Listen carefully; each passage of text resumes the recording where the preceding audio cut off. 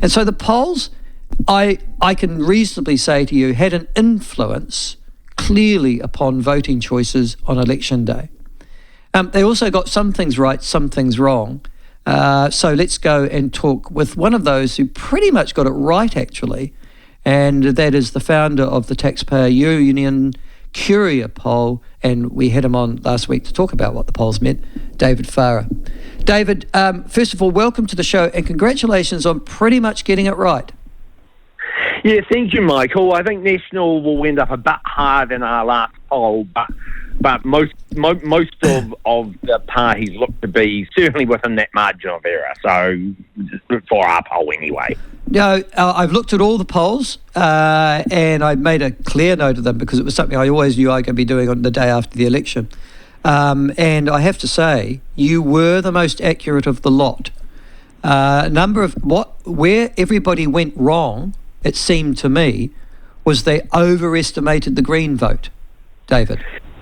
Yeah, and the reason for that might be a slight difference in methodology. I weight the population. All polls weight for the population, but rather than weight it to the census population, I weight it to the voting population based on the stats from the last election, because election after election, we know younger voters are less reliable for turning out. Of course, they tend to be more Greens voters. So I think that explains the difference. There's a risk with me doing that, because if the voting turnout changes, then you might get caught up if you have what Jeremy Corbyn once managed with a youthquake. But I think that's part of it, is that we assume less young people will actually vote, even though they'll tell the pollsters they plan to.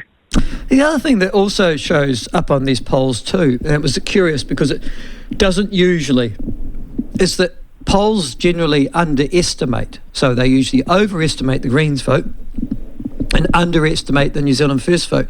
Not this time. In fact, even you overestimated them, only 0.5%, but nevertheless, Roy Morgan had them at 7.5%, Guardian Essential at 8.2%, Newshub had them at 7%. This was the first time I think that the pollsters got it absolutely spot on with New Zealand First, or in actual fact they got less votes than that. Yeah, there's still final votes to come. I'm not sure they'll necessarily push New Zealand First up a lot there, so it's a bit early to say, but I suspect part of it is, again, the age thing, where elderly voters are more likely to turn out and vote. But I don't know if New Zealand's First support is necessarily as much based on elderly voters as in the past. I think it's probably a more wider cross-spectrum of anti-co-governance voters. Yeah, I suspect you're right on that one. Now, I'm just explaining to you, David, in the lead-up to having you on the show, was the thought pattern that went for a very strong National Party voter to go and vote for New Zealand First on Saturday. We've had another top active voter say exactly the same why they voted for New Zealand First. They were desperate to get in. Do you think that's a credible explanation as to why New Zealand First is currently at 6.5%? There's some tactical voting there. I think you had both some National Act voters who probably were, well, I want New Zealand First there as an insurance policy. I trust them not to go with Labour. Yeah. They might have even been a bit strategic, that three centre-right parties, if New Zealand First stays on the centre-right, is better long-term than two. Likewise, there's probably some Labour voters who realise Labour could win, so also tactically voted New Zealand First to try and stop a National Act government getting a majority. And there's, of course, probably 3% who are the core, always vote New Zealand First too. Mm. No, I think New Zealanders have got used to MMP now, and I think we know tactical voting pretty well. That was the other thing, though. We saw that in Sony electorates. Well, that was the thing that I wanted to raise with you too. The when you do a if you like, a colour map of New Zealand on basis of the New Zealand rural provincial is blue. It's only blue. There's Taieri that stands out, and Palmerston North. That's mainly Dunedin South. That's correct. And Palmerston North. Yes, that outside the Auckland, Christchurch, Wellington, Dunedin, the four big cities. That's it. They've got only Palmerston North, basically. That's right. So, and that's a real challenge. That's incredible. It is. They've never lost, they've lost some of their West Auckland seats they've never lost before. And they will struggle because with only, 17 or 18 elected MPs, you're not visible, the mayors don't meet with you as much, you don't have the same funding, you're not seen to represent the community. So even though they, of course, got a lot of list MPs in because they lost only electorates, losing that community base is really difficult. And that's something else I wanted to talk to you about. It was the impact that those electorates being lost actually had on the overall result. So can we just start on that one, for example? And it's not being picked up, I think, very well by the media at all. I was looking at it the night and going, oh my God, will National actually for a wee while get any list MPs? I thought Nicola Willis was in trouble, to be honest with you, for the wee while there.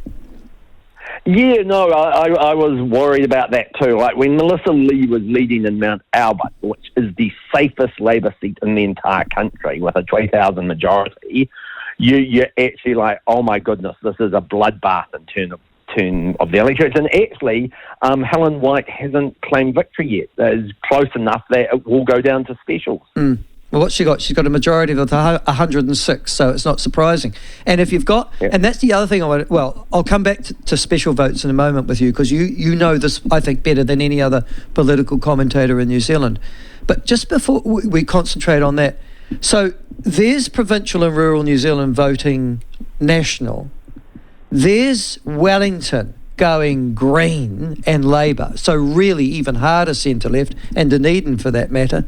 Have we got, and I put this to Ingrid Leary this morning, a significant cultural, let alone political divide in this country of Wellington and I guess sort of inner metro Christchurch, Dunedin versus the rest?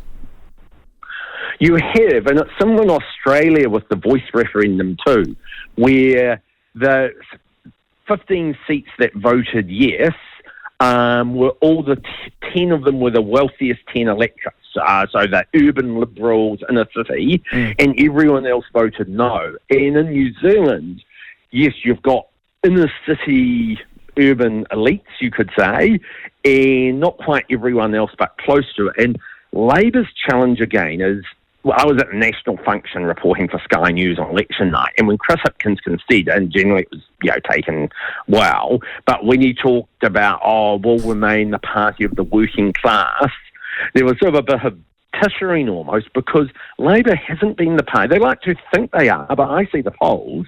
They are not the party of the working class. The West Auckland tradespeople, the provincial, all low-income houses are not there. They've lost a lot of their Maori base to the Maori Party. They've lost a lot of the young progressive voters to the Green Party and the deep urban liberals to the Greens. So they've not actually got, apart from the traditional Labour supporters, they've not got much left. No. I was going to say there's a long way back, but you would have thought that at the last election when you get 50% of the vote. Have we ever seen, I was trying to struggle, you know your political history better than me. I'm struggling to remember when a party in such incredible ascendancy got so wiped out 3 years later. Is there another election in New Zealand similar? I can't remember one. No, I've actually gone back to the beginning of the two-party system, like once there was a National and a Labour Party, and no governing party has ever dropped more than 12%. Labour have looked to have dropped around 24%. Mostly, a bad result is dropping 5%. A terrible result is dropping 10%. Dropping 24% is absolutely out of the ballpark in terms of our electoral history there. The two that were 12% was 1990 and 1993. So the backlash against Rogernomics and the backlash against, I guess, I don't call it euthanasia, but what other people do. Well, ironically, about conservatism, both those elections were actually at the end of the day. And that's the other thing I think that comes out of this one is that we're actually a lot more conservative than you think we are, David. Well, the government kept trying to change New Zealand, which is a bad thing, but without debate. And just pushing quite radical interpretations through, and then almost lying about, oh, no, this is what we've always done, etc. And people felt they'd lost a bit of control of their country. Change is good, but you need to take people with you.